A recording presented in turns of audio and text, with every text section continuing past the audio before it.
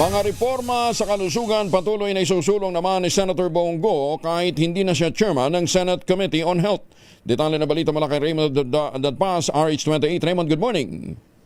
Tuloy ang pakikipaglaban para sa mga programa tungo sa pag-unlad ng kalusugan ng ating mga kababayan. Ito ang binigyang katiyakan ni Senador Christopher Bongo kahit hindi na siya ang chairman ng Senate Committee on Health and Demography. Napunta na ito kay Senador Risa Hontiveros kasunod ng pagbabago sa liderato ng Senado, ngunit siya ay vice chairperson pa rin ng komite. Ayon kay Go, patuloy niyang isusulong ang mga programa para makatulong sa kalusugan ng ating mga kababayan. Ipinagmalaki nito na sa nakalipas na 6 na taon na siyang chairman ng Health Committee ay nakapagpasa ito ng mga mahalagang mga panukalang batas. Kabilang dito ang Bayanihan Act, Malasakit Centers Act at Regional Specialty Centers Act.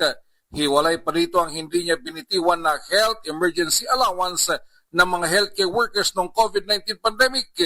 Sa pinakauling impormasyon ay inirelease na ang 6.7 billion pesos bilang health emergency allowance ng mga health workers.